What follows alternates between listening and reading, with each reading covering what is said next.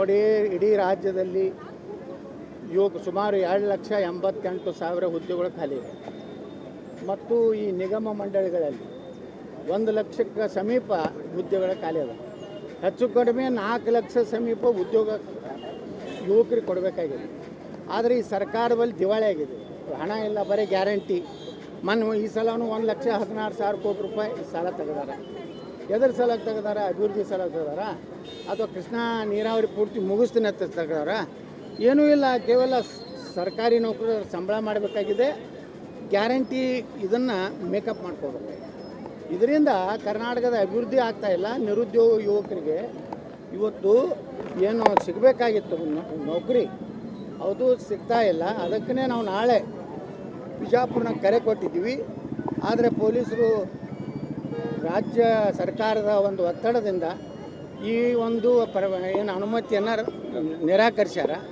ನಾವು ಇದನ್ನು ಕಲಬುರಗಿ ಪೀಠದಲ್ಲಿ ಚಾಲೆಂಜ್ ಮಾಡ್ತೀವಿ. ನಾವು ಹೋರಾಟ ಬಿಡುವುದಿಲ್ಲ. ನಾನು ಯುವಕರ ಜೊತೆ ಇರ್ತೀನಿ, ಕರ್ನಾಟಕದ ನಿರುದ್ಯೋಗ ಯುವಕರ ಜೊತೆಗೆ. ನಾಳೆ ಇನ್ನೊಂದು 15 ದಿವಸದಲ್ಲಿ ನಾವೆಲ್ಲ ಯುವಕರ ಜೊತೆ ಚರ್ಚೆ ಮಾಡಿ ಬಿಜಾಪುರದಿಂದ ಬೆಂಗಳೂರು ಚಲೋ ಕಾರ್ಯಕ್ರಮ ಕೊಡ್ತೀವಿ. ಅಲ್ಲಿ ಸುಮಾರು 1 ಲಕ್ಷ ಯುವಕರು ಸೇರಿಸಿ ಏನು ನಾವು ಹೋರಾಟ ಮಾಡ್ತೀವಿ. ಸರ್ಕಾರದ ಪತನದ ಮೊದಲನೇ ಹೆಜ್ಜೆ ಆಗ್ತದೆ.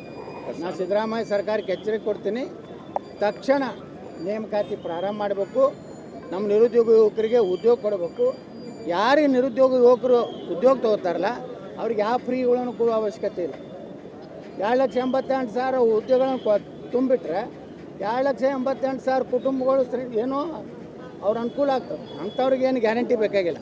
ಏನು ಹಿಂದೆ ಇಂದಿರಾ ಗಾಂಧಿ ಎಮರ್ಜೆನ್ಸಿ ತಂದಿದ್ರಲ್ಲ, ಇವತ್ತು ಸಿದ್ದರಾಮಯ್ಯನ ಎಮರ್ಜೆನ್ಸಿ ಕರ್ನಾಟಕದ ನಡೆದಿದೆ. ಸಿದ್ದರಾಮಯ್ಯನವರು ಈ ರೀತಿ ಯುವಕರು ತಮ್ಮ ಬೇಡಿಕೆ ಬೇಡಬೇಕಲ್ರಿ, ಯಾರ್ಯಾರಿಗೂ ಪರ್ಮಿಷನ್ ಕೊಡ್ತಾರೆ.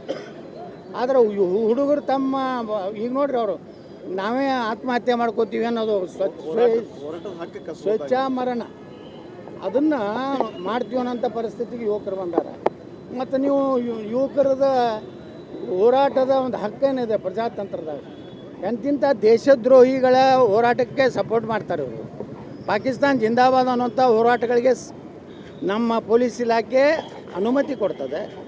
ನಿರುದ್ಯೋಗ ಯುವಕರು ತಮ್ಮ ಭವಿಷ್ಯದ ಬಗ್ಗೆ ನೋಡ್ರಿ, ಲಕ್ಷಾಂತರ ರೂಪಾಯಿ ಕೊಟ್ಟು ಶಿಕ್ಷಣ ಕಲ್ತಿರ್ತಾರೆ. ಅವರಿಗೆ ಇವತ್ತು ನೌಕರಿ ಇಲ್ಲ ಅಂದರೆ ಅವ್ರು ಏನು ಮಾಡಬೇಕು? ಏನು ಅವ್ರೇನು ದಯಾಮರಣ ಏನು ಇದನ್ನು ಬೇಡ್ತಾ ಇದ್ದಾರೆ, ಅದನ್ನಾದರೂ ಕೊಡಲಿ, ಅದರೇ ಅನುಮತಿ ಕೊಡಲಿ. ಅಂದರೆ ಸಿದ್ದರಾಮಯ್ಯ ಸರ್ಕಾರ ದಿವಾಳಿ ಆಗಿಬಿಟ್ಟಿದೆ. ಅದಕ್ಕೆ ನಾವು ಯುವಕರ ಜೊತೆ ಇರ್ತೀವಿ. ಬೆಂಗಳೂರು ಚಲೋ ಕಾರ್ಯಕ್ರಮ ಮಾಡ್ತೀವಿ. ಅಷ್ಟೇ ಅಲ್ಲ, ಮುಂದಿನ ತಿಂಗಳು ನಾನು ಒಳ್ಳೆಯ ಒಂದು ಮುಹೂರ್ತ ನೋಡಿ ಕರ್ನಾಟಕದಲ್ಲಿ ಹೊಸ ರಾಜಕೀಯ ಒಂದು ವಿಚಾರವನ್ನು ಪ್ರಾರಂಭ ಮಾಡೋದಿದೆ.